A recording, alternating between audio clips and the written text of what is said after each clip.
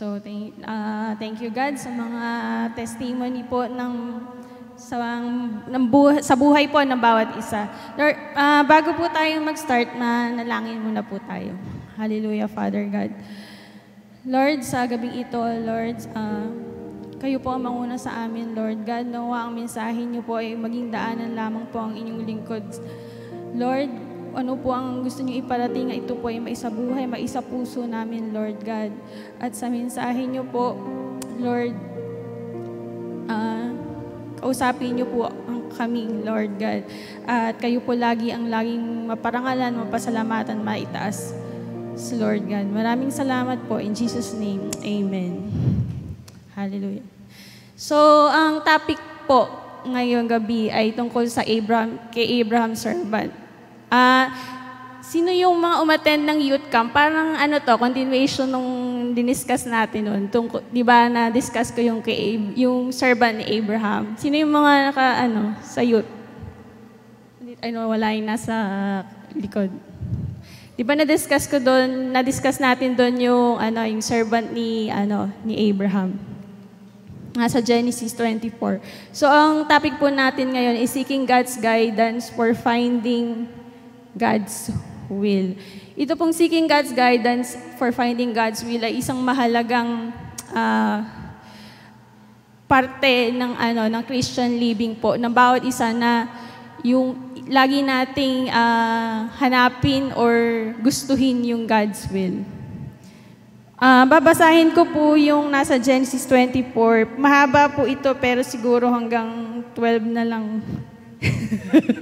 Pero yung iba po maraming nakakaalam nung kwentong to.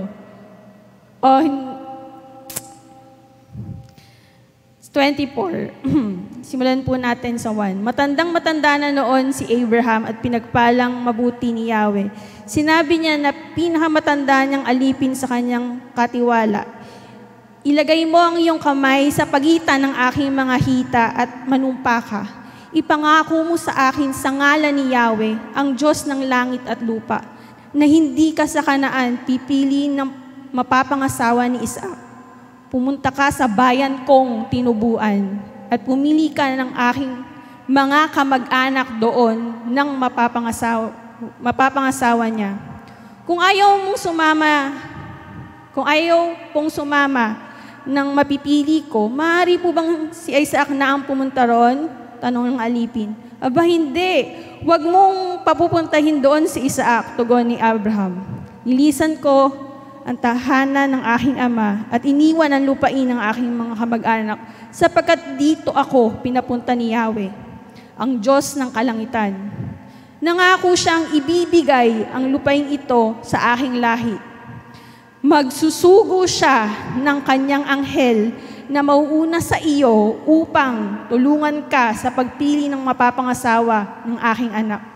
Ngayon, kung ayaw sumama ng mapipili mo, wala ka ng pananagutan sa akin. Ngunit, huwag mong papupuntahin doon ang anak ko. Kaya't inilagay ng alipin ng kanyang kamay sa pagitan ng hita ng amo niyang si Abraham at nanumpang susundin ito. Naghanda ng 10 kamelyo ang alipin. Matapos nilang kargahan ang maraming pangregalo, naglakbay siya patungong Mesopotamia sa lungsod na tinitirhan ni Nahor. Pagsapit sa labas ng lungsod, huminto siya at pinaluhod sa tabi ng balong na roon ang mga kamelyo.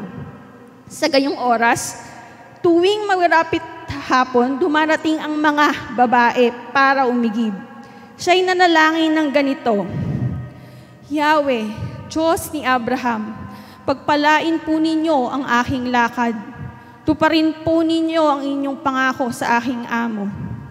Tatayo po ako rito sa tabi ng balon at hihintayin ang pagdating ng mga babae buhat sa lungsod para umigib. Ako po'y makikinom sa isa sa kanila. Pag sinabi niyang, uminom ka, at paiinumin ko rin ang iyong mga kamelyo, yun na sana ang babaeng inihanda ninyo para sa inyong aliping si Isaac. Sa gayon, malalaman ko na tinupad na ninyo ang inyong pangako sa aking amo. Mahaba po yung chapter na to, pero hanggang doon ko na lang po muna babasahin. So, saan po ba ako nagkwento doon po sa pananalangin ni nung servant. So, simulan po natin. Paano po ba natin malalaman yung God's will? So, una po, through prayer.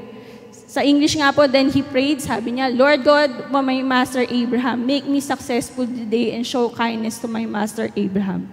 So sa lahat po ng mga desisyon natin sa buhay, sa bawat pagsubok, problema, mahalagang desisyon kasi marami po tayong mga pangyayari sa buhay natin. Wag po tayong, sabi nga sa Philippians 4:6-7, do not be anxious. Ang sabi, mag-pray daw tayo at mayroong pasasalamat with thanksgiving. Yan po, kaya ako po yan sinama. Yan lang po yung supporting na kapag tayo ay anxious, lagi tayong manalangin at mayroong kalakip na pagpapasalamat pag tayo ay nanalangin.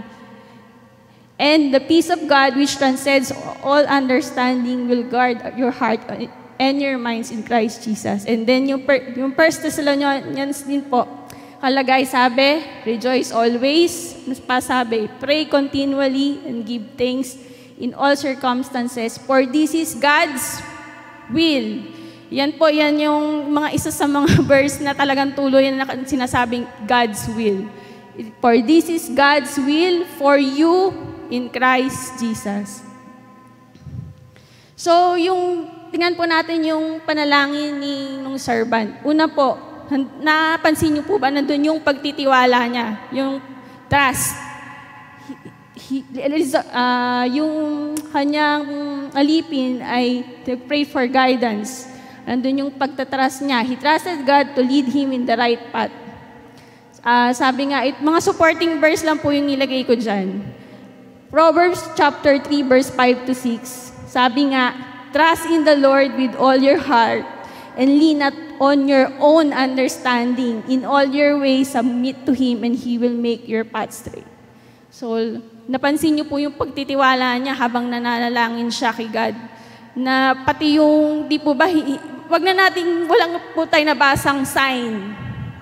Pero nagbigay pa po siya ng isang pangyayari na, Lord, kung mangyayari po ito, yun po. Di po ba napansin niya, nagbigay siya ng pangyayari kung sino yung magpapainom sa kamelyo. At sa kanya, yun yung will ni Lord na mapapangasawa na Isaac. So, gano'n na lang yung pagtitiwala niya. Nandun yung trust niya. Ano pa, sabi nga, ask God for wisdom and discernment. Nag-ask siya ng wisdom kasi sa dami ba naman ng babaeng pumupunta doon? Di po ba nabasa natin kanina? Pag daw dapit hapon, maraming babaeng pumupunta doon. So, paano mo malalaman sa dami ng babae na yung kung sino yung will ni Lord na mapangasawa ni Isaac? So, yun yung naging panalangin niya. So, kailangan niya ng discernment. Kasi kaya nagtitiwala siya, nung kinakausap siya, balik tayo sa kinakausap siya ni Abraham. Ang sabi ni Abraham, sasamahan ka sabi daw ni God, sasamahan siya ng mga anghel. So, nandun yung pagtitiwala niya na kasama niya si Lord, kasama niya yung mga anghel sa paghahanap kung ano yung pinapahanap sa kanya ng kanyang master o ng amo niya si Abraham. Di po ba? Di ko po nabasa yung chapter 26, pero nandun, pagkatapos po niyang nakita yung babae po na si Rebecca, agad-agad po siyang nagpasalamat. Hindi pa po niya namimit nun yung yung mga magulang ni Rebecca. Hindi pa po niya alam na kung pahihintulutan po ba yun ng mga magulang niya, ibibigay sa kanya ng ganun-ganun na lang. Nagbigay na po siya sabi, then the man bowed down and worshiped the Lord, saying, praise be to the Lord, the God of my master Abraham, who has not abandoned his kindness and faithfulness to my master. As for me, the Lord has led me on the journey to the house of my master's relatives. Kasi ano yung sabi ni Abraham? Kasi si Abraham, kaya niya nasabi yun, habang nanalangin siya, sabi niya, yun ang panalangin niya na pupunta siya sa relatives. So, sino yung pinapahanap? Yung relatives. Tapos, ang binigay agad, yung unang babae na lumapit sa kanya. Hindi pa nga siya natatapos manalangin pag binasa niyo po ito. Lumapit na po agad si Rebecca at kinausap na agad yung servant. At nga ng tubig yung servant at binigyan nga niya. At di lang yung servant na pinainom niya, pati yung 10 kamelyo, pinainom niya talaga. So, nansasaan, yung panalangin niya merong pagtitiwala, trust, tapos nag-ask siya ng wisdom and discernment. Kasi sa totoo lang, sa buhay natin, marami tayong choices. Pwedeng A, B, or C. Pero hindi natin pwedeng yun yung decision natin. Ito. Pero hindi natin alam kung ano yung God's will. Kung ano yung gusto ng Diyos na gawin natin. So, kailangan natin ng wisdom and discernment. Lord, ano po ba dapat kong gawin? Ano po ba ang dapat kong piliin? Di po ba? So, lagi nating i-ask yung will ni Lord. So, circumstances. Ang sinasabi pong circumstances, di po ba? Yung pangyayari na yun, nagbigay siya ng isang pangyayari na sino ang magpapainom. Kasi sa buhay natin, marami tayong panalangin. Ito, testimony na lang. Yung iba alam na po ito. Yung kay Renison po, nung bandang aalis na siya, papuntang abroad, parang, syempre, pray kami ng pray. No, punta siya doon, mapapunta siya doon. Pero, Lord, nung bandang huli, God's will niyo po, Lord, will niyo po ba talaga to? Kung hindi niyo po will, gumawa po kayo ng paraan para hindi po matuloy yung pag-alis niya. So, ano po nangyari? Na-aksidente po siya, 1 month, di lang po yata, 2 weeks po bago siya umalis. Na-aksidente po siya, ano mangyayari pag na-aksidente? Hindi na po siya makakalakad. Ang sabi, kailangan ng opera, lalagyan ng bakal, so kailangan ng malaking halaga. So, sa madalit salita, hindi na siya matutuloy sa ibang bansa. Kasi, operahan siya, pagpapagaling pa lang. Di po ba? Pero, hindi natuloy, pero may binigay naman sa kanyang mas maganda pala. Ang will pala ni Lord ay may magstay siya dito sa Pilipinas. So, minsan may mga pangyayari sa buhay natin na sa mga circumstances, makakausap natin si Lord. Lord, ito po ba yung will nyo? Minsan kinakausap niya tayo sa mga pangyayari, circumstances ng ating buhay. Meron pang isang testimony na binabasa ako dati na pupunta daw siya sa ibang bansa. Pag hindi ako natanggap, will ni Lord, napupunta ako sa ibang bansa. Pero pag hindi, tatanggapin ko. Di po ba? Yun yung mga circumstances na tinitiwala mo, nandun pa rin yung trust na sasagutin ka niya dun sa panalangin mo through that circumstances. Mga pangyayari sa buhay. Biblical principles. So, sa pangyayari sa ating buhay, so ano po ba yung pinaka-the best? Bukod sa sa panalangin. Sa panalangin po kasi ang pinaka-the best kasi pwede tayong makahingi ng guidance sa mga godly people, sa mga kasama natin, di po ba? Pero ang pinaka-the best, yung prayer, kasi si God yung kausap natin doon. Wala nang magiging the best doon. And then pangalawa po, yung scriptures. Yung kung gagawin po ba natin ito po ba ay nakakalugod sa Diyos? Nakikita naman po natin yan sa Bible. Sabi nga, yung sabi sa scripture is God-breathed and is useful for teaching, rebuking, correcting, and training in righteousness, so that the servant of God may be thoroughly equipped for every good work. So dapat yung mga desisyon po natin ay guided by God's Word o ng Scripture.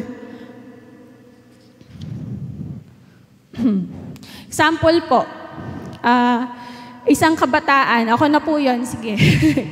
Nung kabataan ko, sabi sa akin, lagi ka mananalangin na kung sino yung God's will sa buhay mo, yun yung makatuluyan mo. Tapos habang nabasa ko, nakalagay, Lord, bigyan niyo po ako ng sign kung sino po ba pipiling ko. Isa to sa sign. Do not be yoked together with unbelievers. 2 Corinthians chapter 6, verse 14. So, isa na po yun pero marami, sa totoo lang, kadalasan 3 yung naikukwento kong mga sign na hiningi ko kay Lord. Ang lagi ko kinukwento, yung mga major lang. Isa na to sa major. Yung, do not be yoked together with unbelievers. So, sa scripture, makikita natin kung ano ba yung pinapagawa sa atin ni Lord. So, merong, isang mahirap. Di niya alam kung saan siya kukuha ng pagkakakitaan. Pero may nag-alok sa kanya ng isang kapit sa patalim, let's say, kapit sa patalim yung word. Tapos nabasa mo. 1 Thessalonians chapter 4, verse 3. It is God's will that you should be sanctified, that you should avoid sexual immorality. So, yun pa lang, sabi, it is God's will. Doon pa lang nabasa mo na, hindi kalooban ng Diyos kung ano man yung naisaisip mo. Because, sabi, you should avoid sexual immorality. Ito po yung mga verse na nag-i-stand naman po na dapat ba natin gustuhin yung God's will talaga na mangyari sa buhay natin. Yung Matthew chapter 6 verse 9 to 10. Dito na nananalangin si Jesus.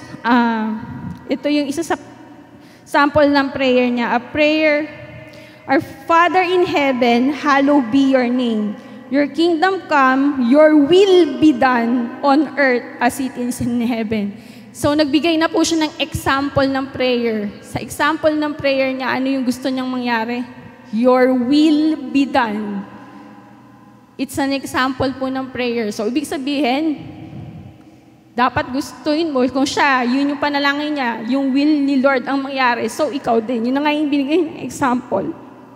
Ephesians chapter 5, verse 15. Understand what the Lord's will is. Be very careful then how you live, not as unwise, but as wise, making most of every opportunity because the devil Therefore do not be foolish but understand what the Lord will is. Be very careful. Sabi sa bandang ulit, therefore do not be foolish but understand what the Lord will is.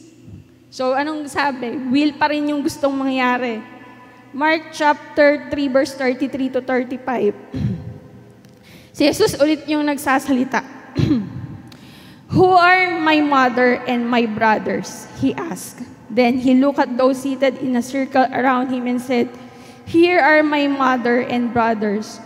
Whoever does God's will is my brother and sister and mother. Sinutukoy niya ba na marami siyang totoong sa flesh, maraming mother, brother? Ang sabi, whoever does God's will. Sorry, tumatas.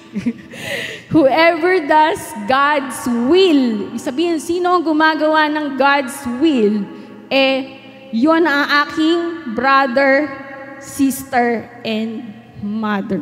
So, yung mga sample po na yan, na tinutukoy na si Jesus mismo po, ang nagsasalita pa, na ino-point out niya na God's will lagi ang ating pipiliin.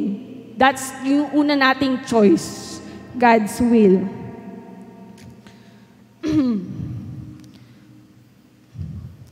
So, godly counsel. Doon po sa, ni servant, ang godly counsel niya, nagsabi sa kanya ng mga gagawin niya, is si Abraham mismo. Kasi si Abraham mismo yung servant of God. Pero dito nga, sabi ko nga kanina, si God, yung the best nating counsel. Pero, maghanap tayo ng godly counsel. Sino? Yung mga Christians who are committed to do the will of God. Realize God's call people to counsel each other. Ito mga supporting verse lang po. Proverbs chapter 11 verse 14. Where there is no guidance, a people falls, but in abundance of counselors, there is safety. Proverbs chapter 15, verse 22. Plans fail for lack of counsel, but with many advisors, they succeed. So, kailangan po natin ng godly counsel. Godly, kasi alam natin, kapag godly yung tao, mas nagpe-pray din yun na kung ano yung will ni Lord, yun ang mangyari. At yun yung sino man yung nagbibigay sa atin ng advice na yun. So, godly counsel. So, pag yung apat na to, na una kong na-discuss, meron pa rin tayong doubt na parang di ko pa rin alam kung ano yung will ni Lord eh. Ano po talaga will ni Lord? So, check po natin yung motivation natin or yung intention natin. Analyze your motivation as ourselves. Why do I seek God's will? Ang tanong natin, to please God ba o to please ourselves? To please ourselves, halimbawa, gusto mo yung God's will dahil may fear ka o natatakot ka na yung choice mo ay maging bad choice at hindi yun makakabuti sa'yo. Yun ba dapat? Yun ba dapat ang isipin? Parang ano yun, sabi nating self-centered kasi iniisip mo yung sarili mo lang. Paano yung si God? Dapat ang isang God-centered, isang Christian, ang iniisip mo, gusto mong gawin yung will ni Lord para maparangalan ko siya, to worship Him, to glorify Him, not dahil natatakot ka na doon sa bad choice na mangyayari sa'yo, kaya gusto mo yung God's will. Nagagets niyo po ba? So, Matthew chapter 6, verse 33, sabi, seek first His kingdom and His righteousness, and all these things will be given to you as well. So, sabi dito, seek first His kingdom and His righteousness. Ito pa po. Sabi nga, many are the plans in a person's heart, but it is the Lord's purpose that prevail. And then, pag tayo nagdo-draw near to God, si God talaga yung gusto nating mag-glorify, ma-worship, gusto natin yung will niya mangyari, at yun yung nasa puso natin. Si God mismo ang magdo-draw near to us. Sabi nga, draw near to God and He will draw near to you. James chapter 4, verse 8. Hindi ka maging self-centered. Laging kaya mo lang gusto yung God's will dahil gusto mo siyang mag-glorify. Kasi siya yung kinakausap mo. Ang unang step nga, magpe-pray ka, diba? Pag kinakausap mo siya, so nakikita niya na agad yung motibo ng puso mo. Di po ba? Di ka pa nga nagsasalita, alam niya na. So next, check natin yung willingness to obey natin. Kasi baka mamaya nandiyan na yung sagot. Doon sa prayer natin kung ano ba yung God's will niya. Pero, hindi ka pala willing to obey. Halimbawa, example, isang kabataan o isang young adult. Matagal na pala siyang, ang will pala ni Lord sa kanya, kinakausap siya sa panalangin na maging preacher siya or mag-share siya ng Word of God. Pero dahil feeling niya, aalis siya sa comfort zone niya or feeling niya hindi siya komportable, ang hirap niyang mag-obey. Pero binibigay na sa kanya yung utos na yon, pero hindi niya pa rin ginagawa. So, lagi natin tingnan yung sarili natin. Baka sinasabi na natin ni Lord yung pinapagawa niya sa atin, pero wala pala dun yung obedience, di tayong willing mag-obey sa Kanya. Sa obedience, nandun yung humility, yung pagpapakumbaba. Kasi pag nagpakumbaba ka, alam mo na isasabahala mo kay Lord kung ano yung will niya, di ba? So, i-humble down mo yung sarili mo, susunod ka. Nandun yung humility. Sabi nga sa Psalms chapter 25, verse 9, He guides the humble in what is right and teaches them His way. He guides the humble. So, kailangan natin talagang maging humble.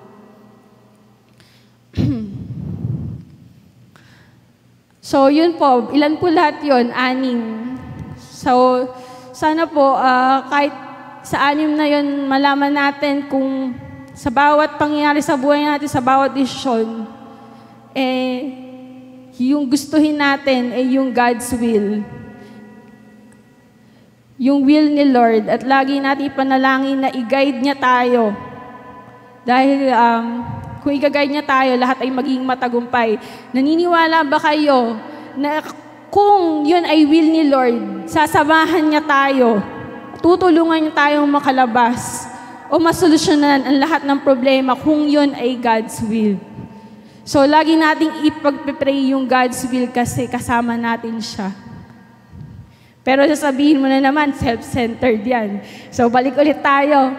Kailangan natin sa lahat ng panalangin natin, yung pa mga desisyon natin ay mag-glorify siya. Ma-honor siya. Ginagawa ba natin ito para kay Lord?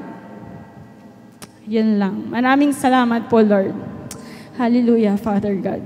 Lord, maraming salamat po sa mensaheng ito, Lord. Lord, sa bawat desisyon namin sa buhay, Lord, samahan niyo po kami, Lord God. Dahil po, sa totoo lang, we can do nothing and we are nothing without you, Lord God. Lord, guide us sa lahat po ng mga pangyayari sa buhay namin, sa bawat problema, pagsubok. Lord, gabayan niyo po kami, Lord God. Alam namin, pagtatagumpayan namin ang bawat problema, kasama namin kayo, Lord God. Lord, maraming salamat po. In Jesus' name, amen.